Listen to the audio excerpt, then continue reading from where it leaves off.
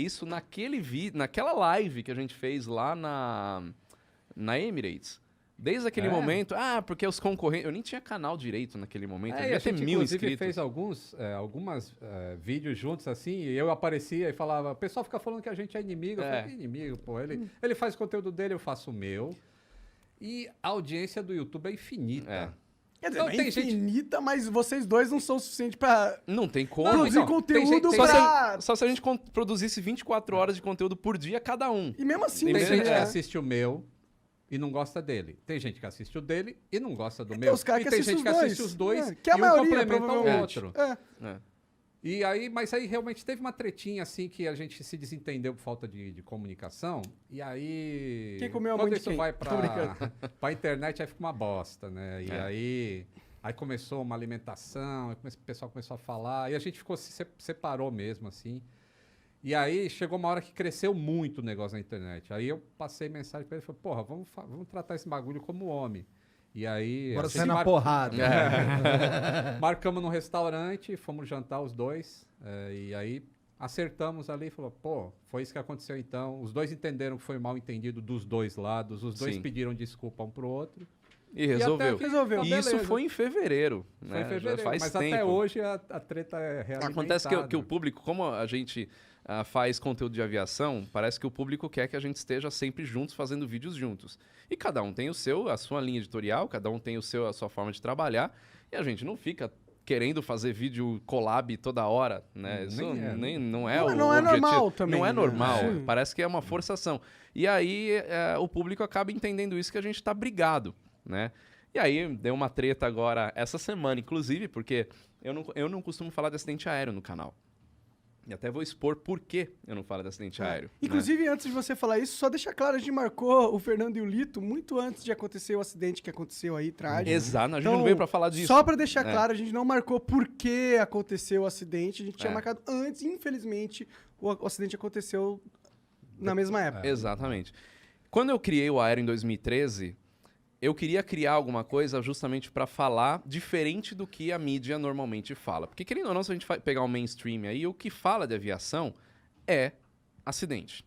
Você não vai ver falar no jornal, qualquer ele que seja, sobre o novo lançamento da Embraer, sobre a Esquadrilha da Fumaça. As coisas legais da aviação. Não fala sobre isso, né? E eu quis fazer alguma coisa diferente. Então, sempre foi a linha editorial do Aero falar de coisas positivas, aproximar a aviação do público. Uma coisa que o Lito faz também, né, de fazer as pessoas perderem o medo de voar. Isso sempre foi também um pensamento meu. Você aproxima as pessoas, você faz as pessoas entenderem sobre um determinado assunto, você não vai ter medo daquilo porque você sabe o que está acontecendo. Então esse sempre foi o meu objetivo. Esse é um ponto. O segundo ponto, eu não gosto de falar de acidente, por conta de respeito a famílias, ética de pilotos. Para mim, eu não me sinto seguro de falar alguma coisa porque pode ferir alguém, né? Então eu não falo. Pois bem, quando aconteceu o acidente da Marília, mais milhares de mensagens a gente recebendo para fazer um vídeo sobre o acidente. Não vou fazer, todo mundo, quem acompanha o canal sabe que eu não vou fazer. Eu falei, eu vou pôr uma nota então falando que eu não vou fazer por causa disso, disso e disso. E naquele momento, até agora, inclusive, o fim de semana inteiro, a mídia inteira tá batendo nisso, falando sobre isso, não tem outro assunto. Então eu coloquei na minha nota falando que tem muita gente na mídia se aproveitando disso para ganhar audiência e tudo mais. E aí falaram que eu direcionei isso ao Lito. Não, você falou, você está cutucando o Lito, porque é o Lito que fez a live. Eu falei, nossa, só o Lito tá falando da Marília Mendonça, ninguém mais da imprensa tá falando. Sim. E a nota não foi direcionada a Lito, eu nem assisti a live que o Lito fez, eu tava viajando, voltei hoje do Nordeste, tava gravando outro programa lá que a gente faz, programa de viagens, então eu não tava com tempo de ver nada. E eu acho que tem uma coisa que as pessoas têm que entender, que por mais trágica que tenha sido a morte da Marília, e, pô, meus sentimentos aos familiares e todo mundo, ela era famosa, as pessoas vão comentar, né? Não tem como... Exato. Exato.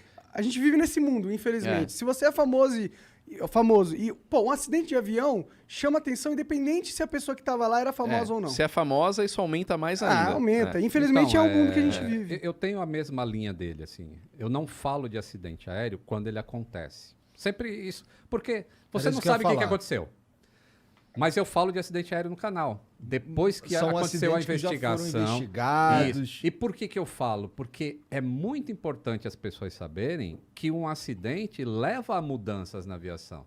Então, essa é uma maneira dela saber que, pô, o acidente acontece, ela entende sem sensacionalismo por que ele acontece, e ela entendendo, ela passa a ter menos medo de voar, porque ela sabe, pô, então aquilo que aconteceu em Congonhas ou em qualquer lugar assim, a aviação mudou depois daquilo, então não vai acontecer mais?